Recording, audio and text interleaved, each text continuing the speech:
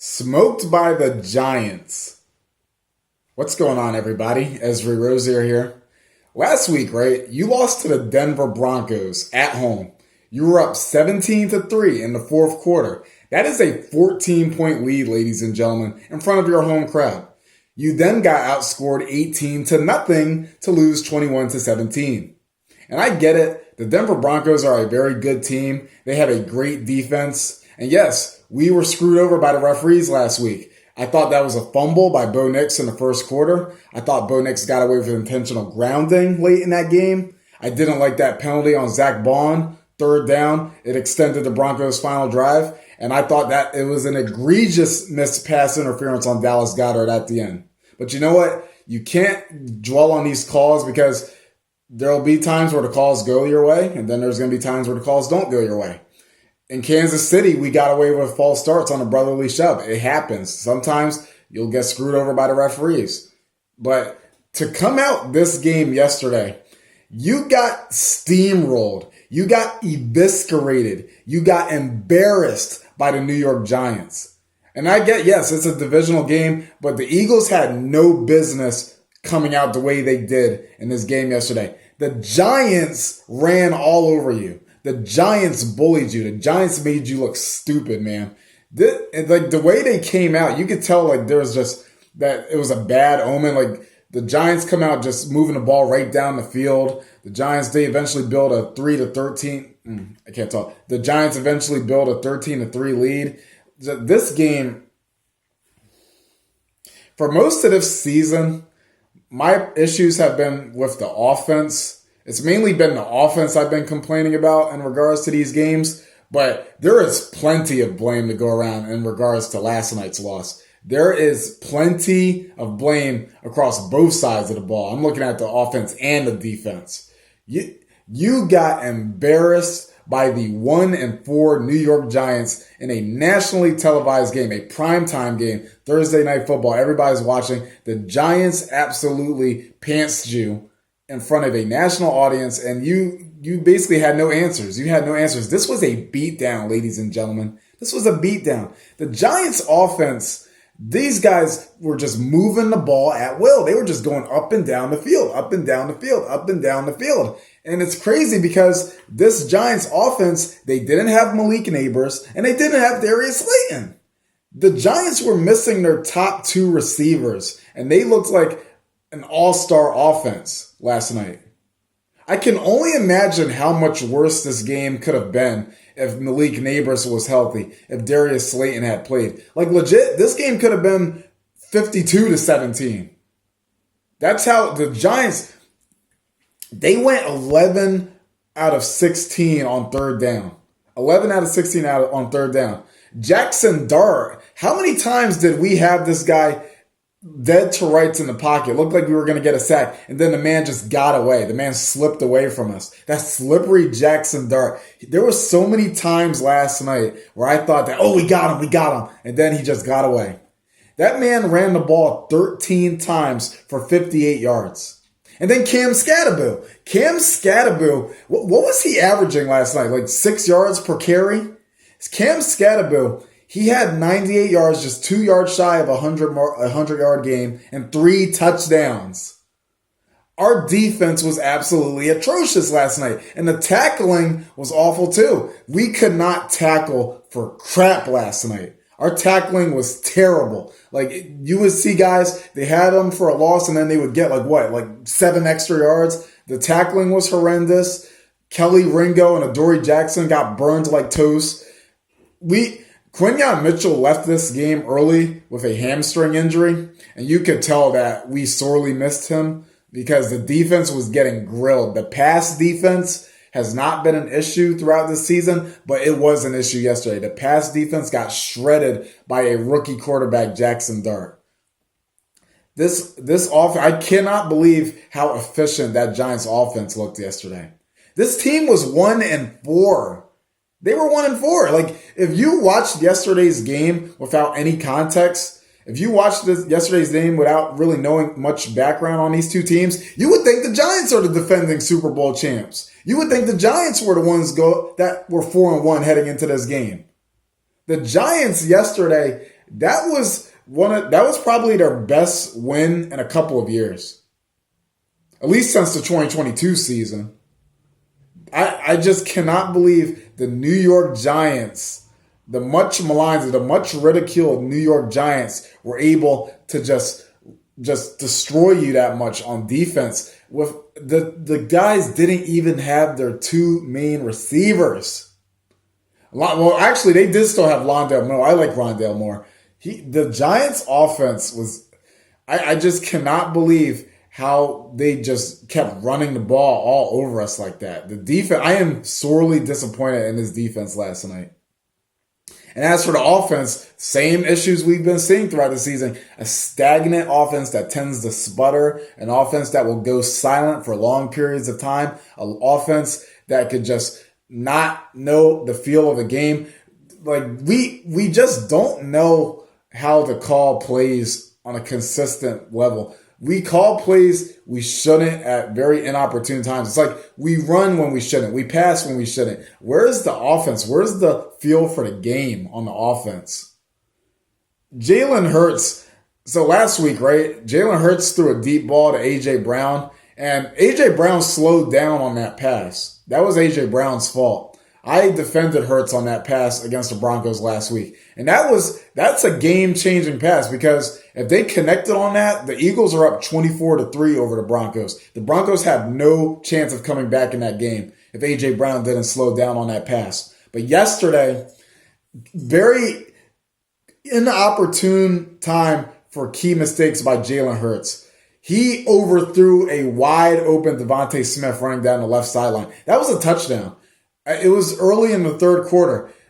When you're driving to try to take a 24-20 lead, you have to hit that open guy. Jalen Hurts has to hit Devontae Smith. I gave him the benefit last week saying that A.J. Brown slowed down on the pass, but last night that was Hurts' fault. He blatantly missed a wide open Devontae Smith on the left sideline. If he catches that, if Jalen Hurts hits Devontae Smith on that pass, we take a 24-20 lead in the third quarter. That could be a completely different game. We could be talking about a completely different game if Jalen Hurts hit Devontae Smith on that pass. Later on, early in the fourth quarter, we're driving to narrow the Giants' lead to 3 points. We're driving to make it a 27-24 game. And then Hurts is intercepted at the 1 yard line. That was his first interception in a regular season game since Dallas on November 10th last year, and his first interception in general since the Super Bowl. But 2 turnovers, not only did Hurts have an interception, but Saquon Barkley, I believe he lost a fumble. Just the offense, I am so frustrated with this offense. I'm so sick of saying the same stuff about this offense. Why do you run the ball so much on first down? Like, the teams know that it's coming. You can tell that the way they're lined up, they know that you're going to run the ball on first down. I was saying this after the Tampa Bay game, and look at the Giants, the way they're lined up. They know what is coming. We are such a predictable offense, ladies and gentlemen. Such a predictable offense. And early on, I actually did like what we were calling on offense. Like, Saquon Barkley ran the ball very well on that opening drive. And we were throwing the ball down the field. We hit Dallas Goedert for big gains. And I think A.J. Brown, he had a really good catch going down the left sideline. I think he one-handed it. That was the second one-handed catch we saw by A.J. Brown this year. The first happened in that Rams game. And then it just, like we've seen throughout this season, the offense just sputters. The offense is inconsistent. The offense is Jekyll and Hyde. You really just don't know what you're going to get from this Eagles offense. We should not be struggling like this to move the ball on offense. Why? I keep saying this every week. Why am I saying the same stuff every single week, ladies and gentlemen? You have too much talent to be struggling like this. Like this, there are so many teams in this league that would kill to have the offensive firepower that the Eagles have. We have an embarrassment of riches on offense. And then our coaches, they don't know how to utilize it. They do not know how to utilize it. Stop running the ball on every first down. You're just setting yourself up for a 3-and-out because you're putting yourself behind the chains. That's going to set you up for 2nd and long, and then that's going to end up leading to a 3rd and long. The play calling is so inconsistent. The play calling is so bland. The play calling is so predictable, ladies and gentlemen. And even with me saying this all about the offense, I expected the offense to give me frustration because they've been doing it all year. But the defense is what really just shocked me about this game. The New York Giants bulldozed you. The New York Giants offense, with a rookie quarterback, they ran all over you. Jackson Dart and Cam Scatterboo, they owned you guys yesterday. They owned the Philadelphia Eagles yesterday night on Thursday Night Football. 3 touchdowns by Cam Scatterboo. 58 yards on the ground by Jackson Dart. They went 11 for 16 on 3rd down. You could not get off the field. You could not get off the field. And they didn't have Neighbors or Slayton. Really badly. And Quinyon Mitchell has a hamstring injury. That is devastating news because we all know that hamstrings are those injuries are hard to come back from. Hamstrings are very hard to bounce back from because it's a lingering injury. That's something that sticks with you. That doesn't just go away. It's worse than a sprain. It's worse than maybe not worse than a fracture, but hamstrings are unideal, especially for a cornerback because of especially how hard that position is. The hardest position in sports, well, in football at least, is cornerback. I know a lot of people think quarterback, but cornerback is what I feel it is. We're in trouble, ladies and gentlemen. You were 4-0. You were 4-0, and then you lose twice in 6 days, 4 days? And you got the Vikings next week with Justin Jefferson and Jordan Addison. I'm not sure who's going to be starting at quarterback in that game, if it's J.J. McCarthy, if he comes back for injury, or Carson Wentz continues to play. But we've got some issues, guys. We got some big issues to fix because I was thinking we would go into our bye week at 8-0. But now you've lost 2 games you should have won. And you still got games you still got to play the Lions. You still have to go to Green Bay for the Packers. You got to play the Bills. You still have to play Washington twice. You get another game against the Cowboys. We've got some issues that need critical fixing, ladies and gentlemen. I saw a post by Eagles Nation about Doug Peterson saying he would be interested, he would give a thought to possibly returning to the Eagles as an offensive consultant. I say bring him back. I say bring back Doug Peterson because you know what? I don't believe you could get any worse than you are right now on offense. I really don't. I don't think you could get any worse adding Doug Peterson. And that's not totally unprecedented for a former head coach to return to their team in a lesser role because we actually saw that with the Broncos. Vance Joseph was once the head coach of the Broncos. He got fired, and eventually he returned to be the Broncos defensive coordinator. But I mean, what happened in Denver, that doesn't mean it'll happen over here, but it's just some context to know that it's not unprecedented. I say bring back Doug Peterson. I would even be cool with bringing back Frank Reich. Frank Reich, he's not in the NFL anymore. I think he is, where is he? He's at Stanford. I would not mind having Doug Peterson or Frank Reich as offensive consultants because that's how fed up I am with this offense. This offense for 6 weeks has pissed me off. This offense is inconsistent. They don't have a feel for the game. The coaching staff isn't putting them in a position to succeed. Kevin Patullo, I tried to be patient with you, but I've lost my patience with Kevin Patullo. I can't stand Kevin Patullo's play calling. It stinks. I would legit prefer what we saw from Brian Johnson in 2023 over what we're seeing from Kevin Patullo this year. There'll be so many games. It'll be a 3rd and 10. You need 10 yards, and then you're going to dial up a 7-yard play. That's what you call in critical moments. That's the play you have, knowing that you need to move the chains, that you have to convert, and that's all you can dial up. This offense is so frustrating. It shouldn't be frustrating. I'm saying the same stuff every week, ladies and gentlemen.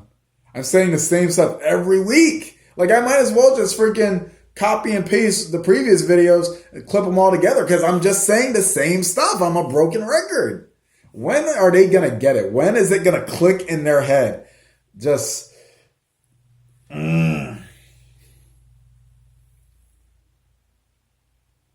this team, you're the defending Super Bowl champions.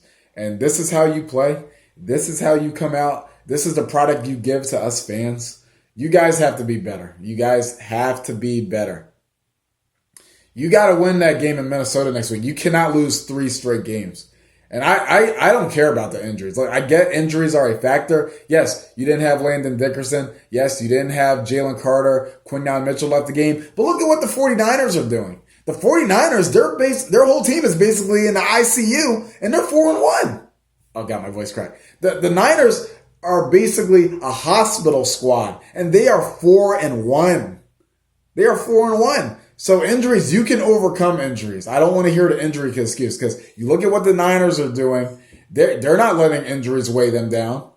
Mac Jones just went into LA last week and he just stunned a high-powered Rams team. Mac Jones really impressed me last week. That man took a beating on Thursday Night Football last week, and he just kept firing back. He just kept answering. He did not give up. He hung in there like a warrior. Mac Jones, I wasn't really a big fan of him in New England. He had a great rookie year, but admittedly, his decline in New England was also mismanagement by Bill Belichick and Matt Patricia. But in that game last Thursday, that man showed me a lot. He showed me a lot of heart, Mac Jones. The Niners, the Niners are proof that you can overcome injuries with great coaching. And we don't have great coaching. We really don't.